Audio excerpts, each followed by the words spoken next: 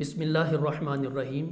یہ ایک اسٹوڈنٹ نے سوال پوچھا ہے کہ نماز اوابین کا ٹائم کون سا ہے، اس کی فضیلت کیا ہے اور اس کا طریقہ کیا ہے۔ تو میں اس کے بارے میں چند باتیں آپ کے سامنے رکھنا چاہتا ہوں۔ سب سے پہلی بات کہ اوابین یہ اواب کی جمع ہے، اور اواب عربی زبان میں مبالغے کا صیغہ ہے، جس کا معنی ہوتا ہے بہت زیادہ رجوع کرنے والا۔ جیسے قرآن پاک میں اللہ تعالیٰ نے فرمایا ربکم اعلم بما فی نفوسکم ان تکونوا صالحین فانہ کان للاوابین غفورا، کہ تمہارا رب خوب جانتا ہے کہ تمہارے دلوں میں کیا ہے، تو اگر تم صالحین یعنی نیکی کرنے والے ہو تو اللہ تعالیٰ اوابین کو معاف کرنے والا ہے۔ تو اوابین کا وہاں پہ معنی ہے رجوع کرنے والے، بہت زیادہ رجوع کرنے والے۔ تو یہ بڑی ہی فضیلت والی ایک نماز ہے۔ ایک حدیث میں نبی علیہ السلام نے فرمایا یصبح علی کل سلامہ من احدکم صدقہ، کہ صبح کے وقت تم میں سے ہر انسان پر، اس کے ہر جوڑ پر صدقہ واجب ہوتا ہے۔ سبحان اللہ کہنا صدقہ ہے، الحمدللہ کہنا صدقہ ہے، کسی کی مدد کر دینا یہ صدقہ ہے، راستے سے تکلیف دہ چیز کو ہٹا دینا صدقہ ہے۔ مختلف چیزیں آپ نے شمار کی، اور اینڈ پہ آپ نے فرمایا وَيُجْزِئُ مِنْ ذَلِكَ رَكَعَتَانِ يَرْكَعُهُمَا مِنَ الضُّحَىٰ، اور اگر کوئی بندہ 2 رکعتیں چاشت کی پڑھ لے صلاۃ الضحیٰ، تو اس کے یہ سارے جوڑوں کی طرف سے صدقہ ادا ہو جاتا ہے۔ اور ایک حدیث میں نبی علیہ السلام نے ارشاد فرمایا کہ اللہ تعالیٰ فرماتا ہے یا ابن آدم، اے ابن آدم، تو دن کے شروع میں میری رضا کی خاطر 4 رکعتیں پڑھ لیا کر، تو میں سارا دن تیرے لیے کافی ہو جاؤں گا۔ اور ایک حدیث میں نبی علیہ السلام نے ارشاد فرمایا کہ جو شخص اپنے گھر سے نکلا نماز چاشت ادا کرنے کے لیے، اور اسے اور کوئی کام نہیں تھا، وہ صرف چاشت کی نماز ادا کرنے کے لیے گھر سے نکلتا ہے اور مسجد میں جا کر نماز ادا کرتا ہے، فَأَجْرُهُ كَأَجْرِ الْمُعْتَمِرِ، اس کا اجر اتنا ہے جتنا ایک عمرہ ادا کرنے والے کا ہے، اس کے برابر اللہ اس کو اجر عطا فرماتا ہے۔ اور ایک حدیث میں نبی علیہ السلام نے ارشاد فرمایا کہ جو شخص فجر کی نماز جماعت کے ساتھ پڑھتا ہے، من صلی الغداۃ فی جماعت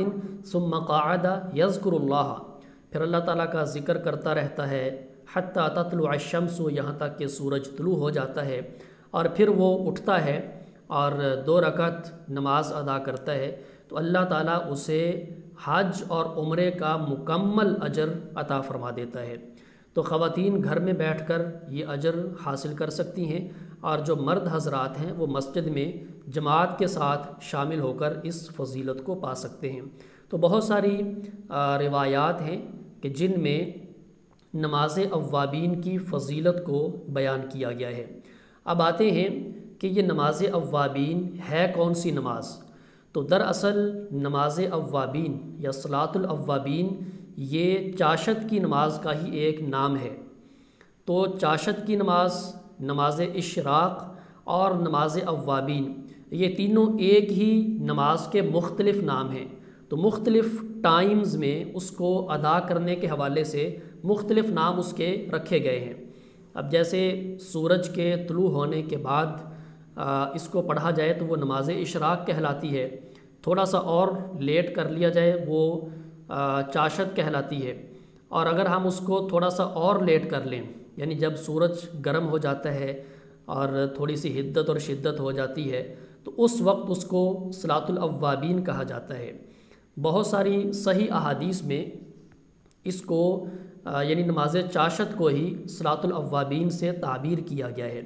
مثال کے طور پر حضرت ابو ہریرہ رضی اللہ عنہ روایت کرتے ہیں کہ اوصانی خلیلی بثلاث،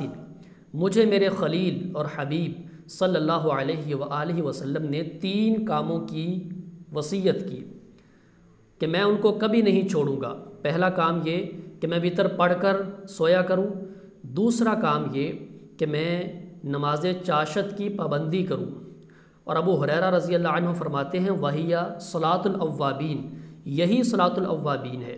اور تیسرا کام یہ کہ ہر مہینے میں 3 روزے رکھا کروں، یعنی ایام 20 کے روزے رکھا کروں۔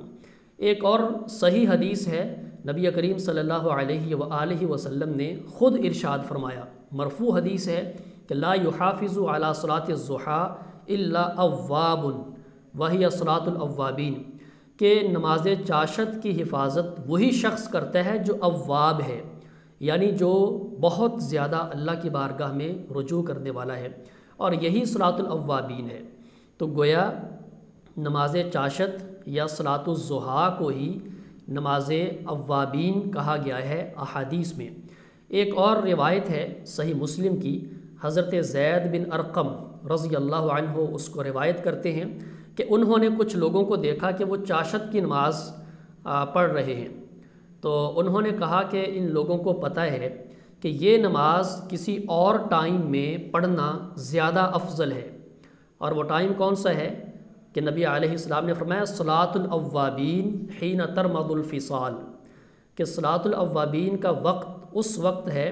کہ جب اونٹنی کے بچوں کے پاؤں جلنا شروع ہو جائیں، یعنی سورج اتنا گرم ہو جائے کہ بچوں کے پاؤں جلنے لگیں، تو یہ ٹائم ہے نماز اوابین کا۔ تو یہاں سے ایک تو یہ بات معلوم ہوئی کہ صلاۃ الضحیٰ نماز چاشت ہی نماز اوابین ہے،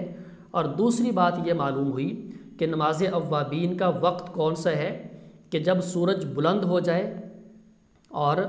بچوں کے اونٹنی کے بچوں کے پاؤں جلنا شروع ہو جائیں۔ تو ظاہر بات ہے کہ مغرب کے بعد تو بچوں کے پاؤں نہیں جلتے، یہ تو اسی وقت جلیں گے جب سورج گرم ہے اور اس کی حدت اور شدت حرارت زمین تک آ رہی ہے۔ تو اس حدیث پر امام مسلم نے جو باب اور عنوان قائم کیا ہے وہ ہے صلاۃ الاوابین کا، اور امام ابن خزیمہ نے اس پر جو باب قائم کیا ہے وہ ہے صلاۃ الضحیٰ کا۔ تو یہاں سے بھی یہ پتہ چلتا ہے کہ محدثین کے ہاں یہ ایک ہی نماز کے دو بلکہ تین نام ہیں، نماز اشراق، نماز چاشت اور نماز اوابین۔ اب ہمارے ہاں معروف یہ ہے کہ نماز اوابین کا وقت وہ مغرب کے بعد ہوتا ہے، اور وہ 6 رکعتیں اس کی پڑھی جائیں، اور اس کا ایک طریقہ بیان کیا جاتا ہے، اور اس کی فضیلت میں ایک روایت جو مجھے اسٹوڈنٹ نے سینڈ بھی کی وہ یہ تھی کہ جو شخص مغرب کے بعد 6 رکعتیں پڑھے اور ان میں کوئی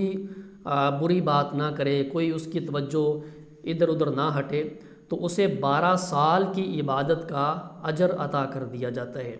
یہ اور اس طرح کی دیگر روایات مغرب کے بعد نماز اوابین کے نام سے ایک نماز کی فضیلت کی بیان کی جاتی ہیں۔ تو یہ جو حدیث میں نے آپ کو پڑھ کے سنائی ہے تو یہ بالکل ضعیف، ناقابل اعتبار روایت ہے، بلکہ امام ابن قیم رحمۃ اللہ علیہ نے تو اس کو موضوع کہا ہے، اور شیخ البانی جو دور حاضر کے بہت بڑے محدث گزرے ہیں جن کا بہت کام ہے حدیث پر، تو انہوں نے بھی اس کو ضعیف جداً کہ سخت ضعیف یعنی ناقابل اعتبار قرار دیا ہے۔ تو اس لیے مغرب کے بعد کے حوالے سے جتنی بھی روایات بیان کی جاتی ہیں وہ ساری کی ساری ضعیف ہیں یا موضوع اور من گھڑت ہیں۔ تاہم جو سورج کے طلوع ہونے سے لے کر زوال تک کا جو ٹائم ہے صبح، اس وقت یہ نماز پڑھی جائے، یعنی سورج کے ایک نیزہ بلند ہونے پر تقریباً 1-1.5 فٹ جب اوپر چلا جائے طلوع ہونے کے بعد، تو اس وقت سے لے کر زوال تک وہ سارا ٹائم وہ نماز اشراق کا ہے، نماز چاشت کا ہے، نماز اوابین کا ہے، یعنی اس میں یہ نماز ادا کی جاتی ہے۔ اور اس کی جو کم از کم ہیں وہ 2 رکعتیں نبی علیہ السلام کی احادیث سے ثابت ہیں، اور زیادہ سے زیادہ نبی علیہ السلام نے اس کی 8 رکعتیں ادا کی ہیں، جیسا کہ فتح مکہ کے موقع پر حضرت ام ہانی رضی اللہ عنہا کے گھر میں اللہ کے رسول صلی اللہ علیہ وسلم نے 8 رکعتیں ادا کی۔ تو ام ہانی نے پوچھا کہ یہ آپ نے کون سی نماز پڑھی ہے؟ تو اس وقت آپ نے وضاحت فرمائی کہ یہ چاشت کی نماز ہے۔